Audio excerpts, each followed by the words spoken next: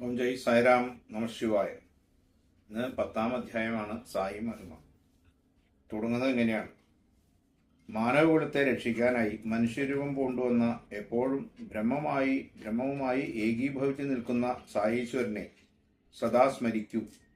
ആ സ്മരണ ഒരു വിഷമില്ലാത്തതും അതേസമയം നിത്യാനന്ദം നൽകുന്നതുമാണ്. ജനന മരണ ചക്രത്തിൽ നിന്നും രക്ഷ നേടാൻ സായി സ്മരണ മാത്രം മതി. നദി കടക്കാൻ തോണിയിൽ കയറുന്നവൻ കടത്തുകാരനെ ഉറച്ചു വിശ്വസിക്കുന്നു. അതുപോലെ ദൃഢമായ വിശ്വാസം സായിയിൽ ഉണ്ടാകട്ടെ. ആ വിശ്വാസം നിങ്ങൾക്ക് എല്ലാം നേടിത്തരും. ഭഗവാനെ നമ്മൾ ശരണാഗതി അടയുക. അപ്പോൾ നമുക്ക് എല്ലാ സൗഭാഗ്യങ്ങളും ഉണ്ടാവും, അഷ്ടൈശ്വര്യങ്ങളും ഉണ്ടാവും എന്നാണ് പറയണത്. ആരുടെ ദർശനമൊന്നുകൊണ്ട് മാത്രം വിഭ്രാന്തി മാറുന്നുവോ, വിഷയാഭിലാഷങ്ങൾ ഒടുങ്ങുന്നുവോ, പ്രാരാബ്ധങ്ങൾ ദഹിക്കുന്നുവോ, ആ സായീശ്വരൻ്റെ അമൃത കഥകൾ ഇനിയും ആവോളം പഠനം ചെയ്യും. ഭഗവാനെ കണ്ടു കഴിഞ്ഞാൽ, അല്ലെങ്കിൽ ആ ഭഗവാൻ എന്നുള്ള നാമത്തിൽ ഉച്ചരിക്കപ്പെടുന്ന കഥകൾ കേട്ട് കഴിഞ്ഞാൽ നമുക്ക് വിഭ്രാന്തിമായും അതുപോലെ തന്നെ വിഷയാഭിലാഷങ്ങൾ ഉണ്ടാവില്ല, പ്രാരാബ്ധങ്ങൾ ഉണ്ടാവില്ല. ഇതൊക്കെയാണ് ഭഗവാന്റെ കഥകൾ കേട്ട് കഴിഞ്ഞാൽ, സായി എന്ന് പറയുന്ന ആ നാമം കേട്ട് കഴിഞ്ഞാൽ നമുക്കുണ്ടാവാവുന്ന ഗുണങ്ങൾ. സായീശ്വരൻ്റെ ജീവിത രീതി നമുക്കൊന്ന് ശ്രദ്ധിക്കാം. ഭഗവാന്റെ ജീവിത രീതിയെക്കുറിച്ച് ശ്രദ്ധിക്കുക എന്ന് പറയാണ്. ഒരു മരപ്പലക, അതിന് 1 മുഴം വീതിയും 4 മുഴം നീളവും കാണും. ബാബയ്ക്ക് ഉറങ്ങാനായി നാനാ സാഹേബ് ഡെങ്കാളി കൊണ്ടുവന്നതാണ് ഈ പലക. ബാബ ആ പലക കഴുകി ദുർബലമായ തുണിക്കഷ്ണങ്ങൾ കൊണ്ട് ഊഞ്ഞാൽ പോലെ കെട്ടിത്തൂക്കിയിട്ടു. സത്യത്തിൽ ആ പലകയെ താങ്ങാനുള്ള ബലം പഴകിയ തുണിക്കഷ്ണത്തിനുണ്ടായിരുന്നില്ല. അതിൻ്റെ 4 മൂലയിലും അവിടുന്ന് മൺവിളക്കുകൾ കത്തിച്ചു വെച്ചു. ആ പലകയിലാണ് അവിടുത്തെ ഉറക്കം. ബാബയും പലകയും ആ ജീർണിച്ച തുണിക്കഷ്ണത്തിൽ എങ്ങനെ താഴെ പോകാതെ നിൽക്കുന്നു എന്നത് അത്ഭുത ലീലകളാണ് ഭഗവാന്റെ. കാരണം ഒരു പലകയുടെ 4 ഭാഗത്തും കൂടി ഈ പഴകിയ തുണി കെട്ടുകയാണ്. അപ്പം എല്ലാവരും ഭയപ്പെട്ടു, ഇത് അങ്ങനെ പൊട്ടി വീഴുവോ എന്നൊക്കെ വിചാരിക്കുകയാണ്. പക്ഷെ എന്നിട്ട് അതിൻ്റെ മുകളിൽ ഭഗവാൻ കയറി കിടക്കുകയും കൂടി ചെയ്യുക. അപ്പം അത് പറയണ്ടല്ലോ അതിൻ്റെ ഭാരം. അപ്പോൾ ആ ഭാരത്തെ താങ്ങാനുള്ള ആ തുണിക്കഷ്ണത്തിൻ്റെ കഴിവെന്ന് ആലോചിച്ച് നോക്കും. അത്രയും പഴകിയതായാലും ഭഗവാൻ അവിടെ യാതൊരു തരത്തിലുള്ള എന്താ പറയുക ബലമില്ലാത്തൊരവസ്ഥയിൽ നിൽക്കുന്ന പോലെയാണ്.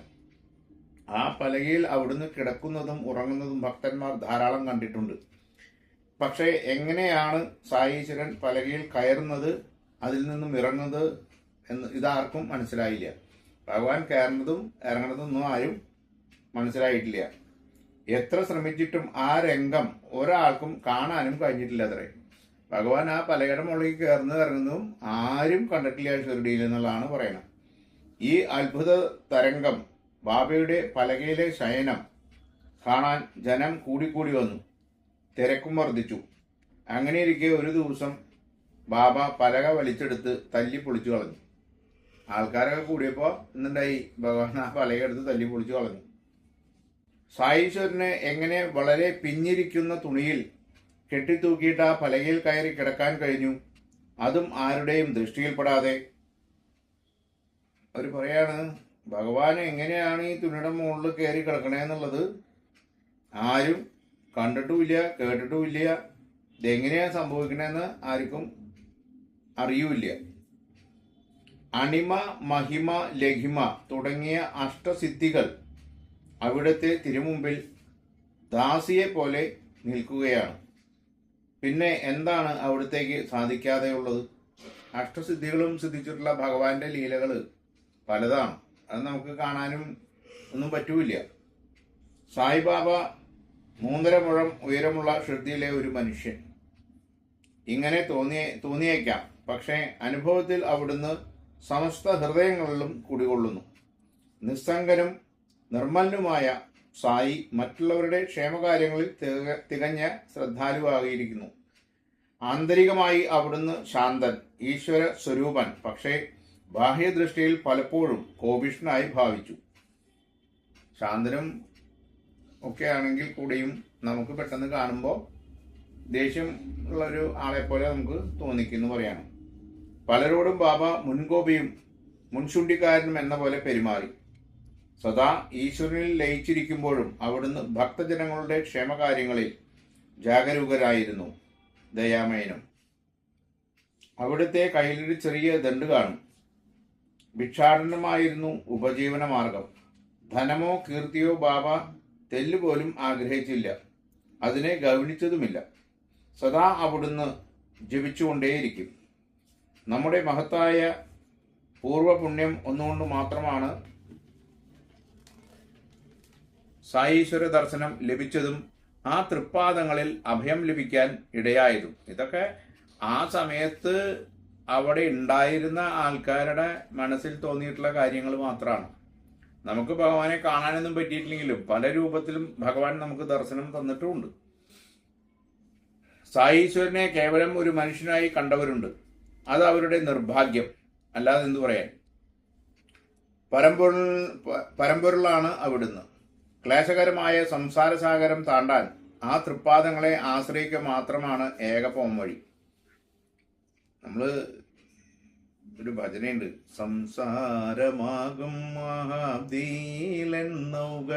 മുങ്ങുകയായമ്മേ മുങ്ങുകയായി. അത് എന്താ പറയുക, ശ്രീരാമകൃഷ്ണ ഭജനാവലിയിലെ ഒരു പാട്ടാണ്. ഇത് കലിയുഗം. 4,30,000 വർഷങ്ങളാണ് കലിയുഗത്തിന്. കലിയുഗം തുടങ്ങി ഏകദേശം 5000 വർഷങ്ങൾക്ക് ശേഷമാണ് ബാബ അവനിൽ അവതരിച്ചത്. ഷിർദി ഗ്രാമത്തിൽ ബാബയെ കാണുന്നത് 16ാമത്തെ വയസ്സിൽ. അദ്ദേഹം എവിടെ ജനിച്ചു, എന്ത് ജനിച്ചു എന്ന് ആർക്കും അറിയില്ല. 16ാമത്തെ വയസ്സിലാണ് ഷിർദിയിൽ ഭഗവാനെ എല്ലാവരും ഒരു കുട്ടി ബാലനായിട്ടാണ് കാണുന്നത്. ഏകദേശം 3 വർഷത്തോളം അവിടുന്ന് ഷിർദിയിൽ താമസിച്ചു. ഒരു നാൾ ബാബയെ ഷിർദിയിൽ കണ്ടില്ല. ഈ വന്നതിന് ശേഷം 16ാമത്തെ വയസ്സ് എന്ന് തോന്നിക്കുന്ന ആ ബാലൻ വന്നതിന് ശേഷം 3 വർഷത്തോളം അവിടെ തന്നെ ഉണ്ടായിരുന്നു. പിന്നീട് ഒരു സുപ്രഭാതത്തിൽ കാണാണ്ടേയായി. ഒരു വിവാഹ സംഘത്തോടൊപ്പമാണ് പിന്നെ ബാബയെ ഷിർദിയിൽ കാണുന്നത്. അതൊരു കഥയുണ്ട്. വിവാഹം സംഘം വരുന്നതോട് കൂടിയിട്ടാണ് പിന്നീട് ഭഗവാൻ അവിടെ വരുന്നത്. അങ്ങനെ ബാബ വീണ്ടും ഷിർദിയിലെത്തി. അന്ന് 20 വയസ്സ് ഉണ്ടായിരിക്കാം. അതിനുശേഷം മഹാസമാധി വരെ ഏതാണ്ട് 60 വർഷം അവിടുന്ന് ഷിർദിയിൽ വസിച്ചു. 1918 ഒക്ടോബർ 15 ആണ് ഭഗവാന്റെ മഹാസമാധി. ഇതെല്ലാം വെച്ച് ഗണിക്കുമ്പോൾ സായീശ്വരൻ 80 വർഷത്തോളം ഭൂമിയിൽ വസിച്ചുവെന്നും ജനനം ഏകദേശം 1838 അനുമാനിക്കാം. ജനന മരണങ്ങൾ ബാധിക്കാത്ത ഋഷിമാരുടെ ജീവിതത്തിന്റെ കാലയളവ് തിട്ടപ്പെടുത്തുക ദുഷ്കരം ആണ്. ബാബ ജനിച്ച കാലഘട്ടം എങ്ങനെയായിരുന്നു? 1608 കാലം. അന്ന് ഭാരതം മുസ്ലിം ഭരണത്തിന്റെ കീഴിൽ. ഹിന്ദു രാജാക്കന്മാരെ കീഴടക്കി മുസ്ലിമുകൾ ഭരണം ആരംഭിച്ചു.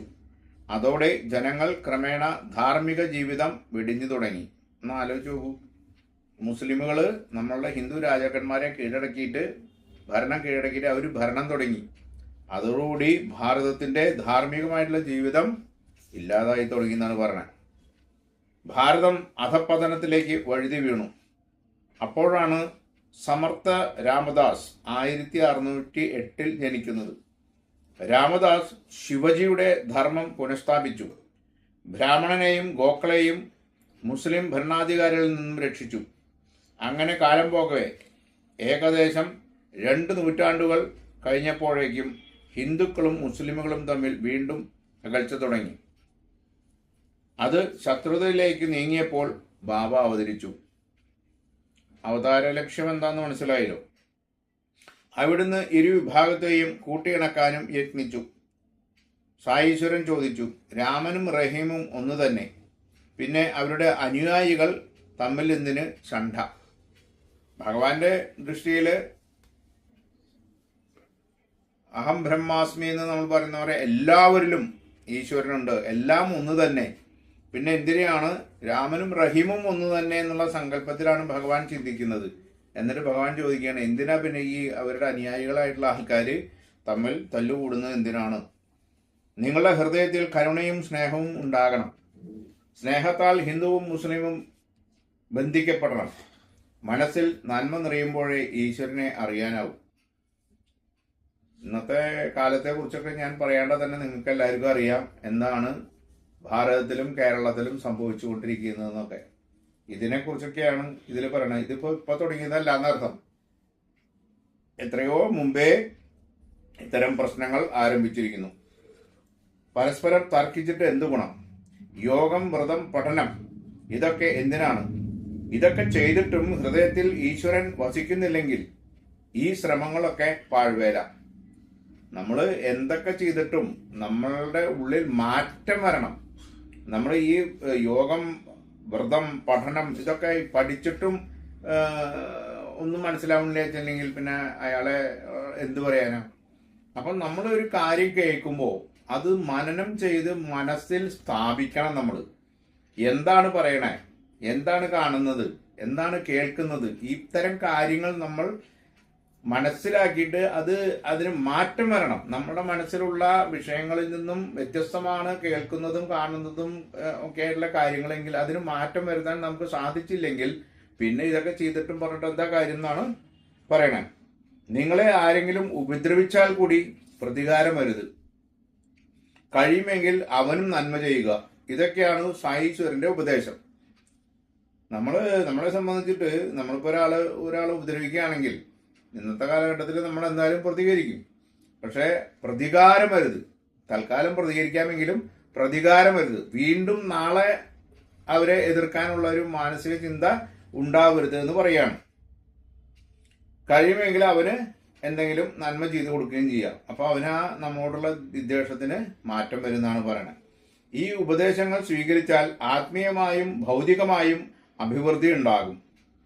വലിയവനും ചെറിയവനും സ്ത്രീകൾക്കും എല്ലാം ഇക്കാര്യങ്ങൾ ചെയ്യാവുന്നതേ ഉള്ളൂ. ഈ കാര്യങ്ങളൊക്കെ എല്ലാവർക്കും ചെയ്യാവുന്നതാണ് എന്നാണ് പറയുന്നത്. ശിഷ്യരെ ലഭിക്കാനായി വീടുതോറും കയറിയിറങ്ങി മന്ത്രം ഓതുന്ന ഗുരുക്കന്മാരുണ്ട്. അവരുടെ ഉപദേശം ഗംഭീരം തന്നെ. പക്ഷെ അവർ തങ്ങൾ പറയുന്നതൊന്നും സ്വയം ആചരിക്കുന്നില്ല. അധർമ്മ മാർഗത്തിലാണ് അവരുടെ സഞ്ചാരം. ഇവർക്കെങ്ങനെ ശിഷ്യരെ സംസാരസാഗരം കടത്തിവിടാനാകും? പക്ഷേ സായീശ്വരനോ അവിടുന്ന് എങ്ങും പോയില്ല. ഉപദേശിച്ചതെല്ലാം സ്വജീവിതത്തിൽ ആചരിച്ചു. ശരണാഗതി അടഞ്ഞവരെ ജനന മരണ ചക്രത്തിൽ നിന്നും മോചിപ്പിച്ചു. നമ്മൾ ഭഗവാൻ കൃഷ്ണനെയും ഭഗവാൻ ശ്രീരാമനെയും കാണുന്നത് ഏത് രൂപത്തിലാണ്? ഭഗവാൻ ശ്രീരാമൻ തത്വസംഹിതകളെ അനുസരിച്ച് ജീവിതത്തിൽ അത് ആചരിച്ചു കാണിച്ചു തന്നു. ഭഗവാൻ ശ്രീകൃഷ്ണനാകട്ടെ നമുക്ക് ഉപദേശിച്ചു തന്നു. ഇതാണ് രണ്ടുപേരും തമ്മിലുള്ള വ്യത്യാസം. അതുകൊണ്ടാണ് നമ്മൾ അവരെ ഇന്നും ആരാധിക്കുന്നത്. ഗുരുക്കന്മാർ രണ്ടു തരക്കാരാണ്. അനിയത ഗുരുക്കന്മാരും നിയത ഗുരുക്കന്മാരും. ഈ അനിയത ഗുരുക്കന്മാർ ധർമ്മമാർഗം ഉപദേശിക്കുകയും ശിഷ്യനെ മോക്ഷമാർഗം കാണിക്കുകയും ചെയ്യുന്നു. അതോടെ അവരുടെ ജോലി തീർന്നു. നിയത ഗുരുക്കന്മാർ മറ്റൊരു തരക്കാരാണ്. അവർ ശിഷ്യന് തത്വമസി, നീ ബ്രഹ്മമാകുന്നു എന്ന അറിവ് പകരുന്നു. അങ്ങനെയുള്ള ഗുരുവാണ് സായീശ്വരൻ. അവിടുന്ന് നമ്മളുടെ ഭൂതഭാവി വർത്തമാനകാലമെല്ലാം സുസ്പഷ്ടം. ഏവരെയും അവിടുന്ന് സഹായിച്ചു.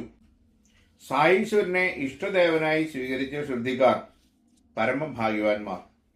സദാ സർവത്ര സായി ചിന്തയിലായിരുന്നു അവർ. ബാബ ഒഴിഞ്ഞൊരു ഈശ്വരനെ അവർ ഭജിച്ചില്ല. അവരുടെ ചുണ്ടുകളിൽ സദാ സായി തിരുനാമം മാത്രം. അവരുടെ പ്രേമാർദ്ര ഭക്തി അതിമധുരമായിരുന്നു. സായിയെ അറിയണമെങ്കിൽ തമ്മിൽ അഹങ്കാരവും മോഹവും ഇല്ലാതാകണം. പ്രേമത്തിലൂടെ ഭക്തിയിലൂടെ മാത്രമേ സായിയെ ഗ്രഹിക്കാനാകൂ. വർണ്ണനയ്ക്ക് അതീതമായിരുന്നു മഹാപ്രഭു. ജന്മരഹിതനായ ഭഗവാൻ, അരൂപിയായ വിഭു പ്രേമരൂപം പൂണ്ടപ്പോൾ അത് സായി രൂപമായിട്ട് മാറി. കരുണാമയനായ സായീശ്വരൻ വിനയം ഉടൽ പൂണ്ടതായിരുന്നു. അതായത് വിനയം എന്ന് പറയുന്ന ആ ഒരു മനസ്സിന്റെ അവസ്ഥ അത് ഒരു രൂപമായിട്ട് മാറിയതായിരുന്നു ഭഗവാൻ എന്നാണ് പറയുന്നത്. അവിടുന്ന് ഭക്തന്മാരോട് മിക്കവാറും പറയാറുണ്ടായിരുന്നു, ഞാൻ ദാസന്മാരുടെ ദാസനാണ്. ഞാൻ നിങ്ങളോട് കടപ്പെട്ടിരിക്കുന്നു. നിങ്ങളെ ദർശിക്കാനായത് എൻ്റെ ഭാഗ്യം. നിങ്ങളുടെ അപാര ദയ ഇല്ലായിരുന്നുവെങ്കിൽ എനിക്ക് നിങ്ങളെ കണ്ടെത്താനാകില്ലായിരുന്നു. ഭഗവാന്റെ ഒരു മനസ്സിൻ്റെ ആ വിശാലതയെക്കുറിച്ചാണ് പറയണത്. ഭഗവാൻ പറയാണ്, നമ്മൾ ഭഗവാന്റെ ദാസന്മാരാണ്. ഭഗവാൻ പറയുന്നു, ഞാൻ ദാസന്മാരുടെ ദാസനാണെന്ന്. ഭഗവാന്റെ ആ വിശാലമായിട്ടുള്ള ഹൃദയ ചിന്തകളെ കുറിച്ചാണ് പറയുന്നത്. ആലോചിക്കൂ, പ്രേമസ്വരൂപനായ സർവേശ്വരനായ സായിയുടെ ഈ വചനങ്ങൾ, ഇത്രയും പുകഴ്ത്തലുകൾ കേൾക്കാൻ നമുക്കെന്ത് യോഗ്യത? ശ്രദ്ധയിലത്തെ ആ ഭഗവാന്റെ കൂടെയുള്ള ആൾക്കാരാണ് പറയുന്നത്. ഇത് കേൾക്കുന്നത് നമ്മളുടെ പാപം കൊണ്ടല്ലേ? ഇത് നമ്മൾ ഭഗവാൻ ഇങ്ങടായിട്ട് പറയുന്നത് നമ്മളുടെ പാപം കൊണ്ടല്ലേ എന്നാണ് അവർ ചിന്തിക്കുന്നത്. അതിൽ നിന്നും കരകയറുവാൻ ഒരേ ഒരു വഴിയേ കാണുന്നുള്ളൂ. പ്രേമഭക്തിപൂർവം സദാ സായി നാമം ജപിക്കുക. എല്ലാ ദോഷങ്ങളും അങ്ങനെ ദൂരീകരിക്കാം. വിഷയമോഹങ്ങൾ കണിക പോലും ഇല്ലാത്ത സായിയെ ആർക്ക് എന്തു കൊടുത്ത് സന്തോഷിപ്പിക്കാനാകും? കാണുന്നു, കേൾക്കുന്നു, തൊടുന്നു എന്നല്ലാതെ അവിടുന്ന് ഒന്നിനെയും ആഗ്രഹിച്ചില്ല, അനുഭവിച്ചുമില്ല. ബ്രഹ്മചര്യത്തിന്റെ കാര്യം അതിലും മഹത്തരം. അക്കാര്യം പറയാൻ ഒരുങ്ങുമ്പോൾ ശ്രീ ഹനുമാനാണ് സ്മരണയിൽ വരുന്നത്. ആഞ്ജനേയൻ കൗപീനവുമായി ജനിച്ചുവെന്ന് പുരാണം പറയുന്നു. കൗപീനധാരിയായി രണ്ടുപേരെ മാരുതിയെ കണ്ടിട്ടുള്ളൂ. രണ്ടുപേര് മാത്രമേ ആ കൗപീനം കൊടുത്തിട്ട് ഭഗവാനെ കണ്ടിട്ടുള്ളൂ എന്ന് പറയാണ്. ഒന്ന് അമ്മയും പിന്നൊന്ന് ശ്രീരാമദേവനും. അമ്മ പോലും ഇவ்விധമാണ് കണ്ടിട്ടുള്ളതെങ്കിൽ ശ്രീ ഹനുമാന്റെ ബ്രഹ്മചര്യം എவ்விധമെന്ന് ഊഹിക്കാവുന്നതേ ഉള്ളൂ. അങ്ങനെ തന്നെ ബാബയുടെയും. സായിനാഥൻ തന്നെ അഭയം പ്രാപിച്ചവർക്ക് യന്ത്രമോ മന്ത്രമോ കഠിന സാധനങ്ങളോ ഉപദേശിച്ചിട്ടില്ല. ഇപ്പോഴത്തെ കുറേ ആൾക്കാർ കണ്ടിട്ടില്ലേ, കഠിനമായിട്ടുള്ള ചില ഉപാസനാക്രമങ്ങൾ പറഞ്ഞു കൊടുക്കുക, യന്ത്രം എഴുതി കഴുത്തിൽ കെട്ടാൻ പറയുക, മന്ത്രങ്ങൾ പറഞ്ഞു കൊടുക്കുക. ഇതൊന്നും സായീശ്വരൻ ചെയ്തിട്ടില്ല എന്ന് പറയണം. പക്ഷെ അവിടുന്ന് ഓരോ നിമിഷവും ജീവിച്ചു തീർത്തത് ഭക്തജനങ്ങൾക്കായി മാത്രം. അതാണ് ആചരിച്ചു കാണിച്ചു തന്നു എന്ന് പറയണം. ഗുരുവിൻ്റെ മഹിമകൾ കേൾക്കുക, പറയുക, കഴിയും വിധം സേവ ചെയ്യുക, ഗുരുവിനെ കീർത്തിക്കുക, ഋഷിചരിതങ്ങൾ കഴിയുന്നത്ര കേൾക്കുക. ഇതൊന്നു മാത്രമാണ് സംസാര സാഗരം താണ്ടാൻ പറ്റിയ മാർഗം. വിഷയസുഖങ്ങളുടെ കടിയിൽ നിന്നും രക്ഷ നേടൂ. യുക്തിവാദവും തർക്കങ്ങളും കളയുക. സായി സായി എന്ന് നിരന്തരം ജപിക്കുക. ഭഗവാനെ സദാ സ്മരിക്കാൻ പറയുകയാണ്. അവിടെയുള്ള ഭക്തജനങ്ങൾക്ക് കിട്ടിയിട്ടുള്ള അനുഭവങ്ങൾ അങ്ങനെയൊക്കെയാണ്. ഭഗവാൻ പറഞ്ഞത് കേട്ടിട്ടില്ലെങ്കിൽ അവർക്ക് ചില അപകടങ്ങൾ ഉണ്ടാവും. അതേസമയം പറഞ്ഞത് അനുസരിക്കുന്നവർക്കോ സർവ്വ ഐശ്വര്യങ്ങളും ഉണ്ടാവും. അപ്പം ഭഗവാന്റെ സ്മരണ ഒന്ന് മാത്രമാണ് നമുക്ക് സംസാരസാഗരം താണ്ടാനായിട്ടുള്ള ഏകമാർഗം ഈ കലിയുഗത്തിൽ നിന്ന് പറയുകയാണ്. ഇത് സായീശ്വരന്റെ അമൃതമൊഴികളാണ്. അതുകൊണ്ട് തന്നെ അമൂല്യവുമാണ്. ഏതു വിധേനയും ദുർജന സംസർഗം ഒഴിവാക്കുക തന്നെ വേണം. പറയേണ്ട കാര്യമില്ലല്ലോ. പ്രത്യേകിച്ച് സജ്ജന സംസർഗം അനായാസേന മുക്തിയേകും. നല്ലവരുമായിട്ടുള്ള കൂട്ടുകെട്ട് നമുക്ക് പെട്ടെന്ന് മുക്തി ഉണ്ടാവും എന്ന് പറയാണ്.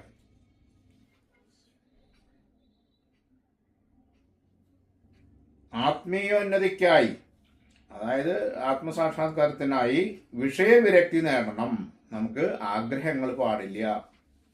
വിശുദ്ധരുമായി കൂട്ടുകൂടാൻ വ്യഗ്രത വേണം. എങ്കിലേ ഈശ്വരനെ ലഭിക്കൂ. നല്ലവരുമായിട്ട് കൂട്ടുകൂടിയിട്ട് അവരുമായിട്ട് നമ്മൾ വിഷയങ്ങളെ സംസാരിച്ചുകൊണ്ട് പോയാൽ മാത്രമാണ് നമുക്ക് പെട്ടെന്ന് ഈശ്വര സാക്ഷാത്കാരം ലഭിക്കൂ എന്ന് പറയണം. ഈശ്വര കഥകൾ കേൾക്കൂ. അത് കേൾക്കാനും ഈശ്വര കൃപ വേണം. നമ്മൾ പറയില്ലേ, ഒരു കാര്യം ഉണ്ടാവണമെങ്കിൽ തന്നെ അതിനൊരു വിധി ഉണ്ടാവണം എന്നൊക്കെ പറയുന്ന പോലെ ഈശ്വര കഥകൾ കേൾക്കാനും ഈ ഒരു ഈശ്വര കൃപ വേണം. അതിനാൽ സത്കഥകൾ കേൾക്കുവാനുള്ള ഭാഗ്യത്തിനും വേണ്ടിയിട്ട് അപേക്ഷിക്കുക. ഭഗവാനെ എനിക്ക് നല്ലത് കാണണേ, നല്ലത് കേൾക്കണേ എന്നൊക്കെ പ്രാർത്ഥിക്കുക. അത്യുന്നതമായ ആധ്യാത്മിക തലത്തിലെത്താൻ അവതാര പുരുഷന്മാരുടെ ദർശനം, സ്പർശനം, സംഭാഷണം എന്നിവ ഏറ്റവും ഉത്തമമായ ഉപാധിയാണ്. സായി തൃപ്പാദങ്ങളിൽ ശരണാഗതി അടഞ്ഞാൽ ശാശ്വത ശാന്തി ലഭിക്കും. നമ്മൾ എന്താണ് പറയണേ, നമുക്ക് ആധ്യാത്മികമായിട്ടുള്ള തലത്തിലെത്താനായിട്ട് അവതാര പുരുഷന്മാരുടെ, ഇപ്പം നമുക്കറിയാം ശങ്കരാചാര്യരുണ്ടായിരുന്നു, ചട്ടമ്പി സ്വാമികളുണ്ടായിരുന്നു, ശ്രീനാരായണ ഗുരു ഉണ്ടായിരുന്നു. ഇവരൊക്കെ അവതാര പുരുഷന്മാരാ. അപ്പൊ നമുക്ക് ഈ അവതാര പുരുഷന്മാരായിട്ടുള്ള അവരുടെ ദർശനം ഉണ്ടാവുക. ഇപ്പൊ നമുക്കിവിടെ ശങ്കരാചാര്യരുണ്ട്, ആ ദർശനം ഉണ്ടാവുക, സ്പർശനം ഉണ്ടാവുക, അവരുടെ അനുഗ്രഹം ഉണ്ടാവുക, അവരുടെ ഭാഷണങ്ങൾ കേൾക്കുക, ഇതെല്ലാം നമുക്ക് എന്താണ് ശാശ്വത ശാന്തി ലഭിക്കാനായിട്ടുള്ള മാർഗങ്ങളാണെന്നാണ് പറയുന്നത്. ഗംഗ, ഗോദാവരി, കൃഷ്ണ, കാവേരി, നർമ്മദ തുടങ്ങിയ പുണ്യനദികൾ നമ്മെ പരിശുദ്ധമാക്കുന്നു. നമ്മളറിയാം, നമ്മൾ ഗംഗാ നദിയിൽ പോയിട്ട് കുളിച്ചു കഴിഞ്ഞാൽ നമ്മളുടെ സർവ്വ പാപങ്ങളും പോവും. അതുപോലെ തന്നെ കുംഭമേളയ്ക്ക് ആ സന്യാസിമാരുടെ നാഗാ സന്യാസിമാരായിട്ടുള്ള അതിശ്രേഷ്ഠന്മാരായിട്ടുള്ള സന്യാസിവര്യന്മാരുടെ ഒപ്പം നമ്മൾ ഗംഗയിൽ മുങ്ങുമ്പോൾ നമ്മളുടെ സമസ്ത പാപങ്ങളും ആ ഗംഗയിൽ പോകുന്നതാണ് പറയണത്. എത്രയോ ജന്മങ്ങളിലെ ജപ തപങ്ങളാലാണ് നമുക്ക് സായി ദർശനം ലഭിച്ചിട്ടുള്ളത്. ആ മഹാഭാഗ്യം നഷ്ടമാക്കരുത്. ഈ പറഞ്ഞതെല്ലാം മനനം ചെയ്താലും, നമ്മളിതൊക്കെ പറയുന്നുണ്ടെങ്കിലും നമ്മൾ മനനം ചെയ്യാൻ കഴിവുള്ളവനാണ് മനുഷ്യൻ. അപ്പോൾ ഇതെല്ലാം തിരിച്ചറിയണം, എന്താണ് പറയണേ, എന്താണ് കേൾക്കണത് എന്നുള്ളതൊക്കെ മനസ്സിലാക്കിയിട്ട് നമുക്ക് എന്തുണ്ടാവണം, മനസ്സിൽ പരിവർത്തനം ഉണ്ടാവണം. ഞാൻ സായീശ്വരന്റെ മെതിടിയാകുന്നു, ആ തൃപ്പാദത്തിനടിയിൽ ഞാൻ സുരക്ഷിതനാണ്. ഞാൻ സദാ സായി കഥകൾ പറഞ്ഞുകൊണ്ടേയിരിക്കും, അതിൻ്റെ ആനന്ദം വർദ്ധിപ്പിക്കുന്നു. എൻ്റെ ജന്മം അതിനുവേണ്ടി മാത്രമുള്ളതാണ്. മനസ്സിലായോ? അപ്പൊ ആ രീതിയിലാണ് ഈ എന്താ പറയാ ഹേമന്ത് പാന്ത് അതിനെ വിശദീകരിക്കുന്നത്. എന്താണ്, ഞാൻ ഭഗവാന്റെ ആ പാദത്തിന്റെ അടിയിൽ ചെരുപ്പാണെന്നാണ് അദ്ദേഹം പറയുന്നത്. പാദരക്ഷയാണ് എന്ന് പറയാണ്. മസ്ജിദിന്റെ ഒരരികിൽ നിൽക്കുന്ന സായിനാഥനെ മനക്കണ്ണാൽ ദർശിക്കൂ. നേരിട്ടല്ല, മനസ്സിന്റെ ഉള്ളിൽ സദാ ആ നിൽക്കുന്ന ഭഗവാനെ സ്മരിക്കാൻ പറയാണ്. ഹൃദയഹാരിയായ ആ രൂപം ഉള്ളില് ഉറപ്പിക്കുക. അവിടുന്ന് ഭക്തജന രക്ഷകനും ക്ഷേമത്തിനുമായി ഊതി കൊടുക്കുന്നത് കാണുന്നു. ഊതിയാണ് ഭഗവാൻ എല്ലാവർക്കും കൊടുക്കുന്നത്. സർവരോഗ സംഹാരിയാണ് നമുക്ക് ആ ഊതി കിട്ടുന്നത്. അതും ഭഗവാന്റെ തൃക്കയ്യാൽ ഊതി കിട്ടിയിട്ടുള്ള അവിടുത്തെ ആൾക്കാരെ കുറിച്ച് പറയണ്ടല്ലോ. ഇന്നും അന്ന് ഭഗവാൻ ആ ജ്വലിപ്പിച്ചിട്ടുള്ള അഗ്നികുണ്ഡത്തിൽ നിന്നും ആണ് നമുക്ക് ഇന്നും ആ അഗ്നി ഇന്നേ വരെ കിട്ടിട്ടില്ല. അതില് അവർ അർപ്പിക്കുന്നത് നാളികേരം, മുഴുവൻ നാളികേരം, അതുപോലെ ചന്ദന കഷ്ണങ്ങൾ, പിന്നെ കക്കണ വേപ്പിന്റെ തടി, ഇത് മാത്രമാണ് അതിൻ്റെ ഉള്ളിൽ കത്തിക്കാനായിട്ട് ഉപയോഗിക്കുന്നത്. അതിൽ നിന്നും കിട്ടുന്ന ആ അഗ്നിയിൽ നിന്നും വരുന്ന എന്താ പറയാ പൂർണ്ണമായിട്ടുള്ള ഊതി, ആ ഊതിയാണ് നമുക്ക് എത്രയോ കോടി കൊടുത്താലും നമുക്ക് ആ ഒരു കുറച്ച് ഊതി കിട്ടുമ്പോൾ കിട്ടുന്ന ആ സംതൃപ്തി, അത് നമ്മളുടെ എല്ലാ ദുരിതങ്ങളും മാറ്റുന്നതാണ് അധ്യായത്തിൽ പറയുന്നത്. ആ മഹാഗുരുവിന്റെ തൃപ്പാദത്തിൽ ഞാൻ സാഷ്ടാംഗം പ്രണമിക്കുന്നു. അങ്ങനെ അയക്കുന്ന മഹാദേവ സ്വരൂപനായിട്ടുള്ള സായീശ്വരന്റെ തൃപ്പാദങ്ങളിൽ ശിരസ് നമിക്കുന്നു എന്ന് പറഞ്ഞുകൊണ്ട് 10ാം അധ്യായം ഇവിടെ അവസാനിക്കുകയാണ്. ഓം ജയ് സായിരാം, നമഃ ശിവായ.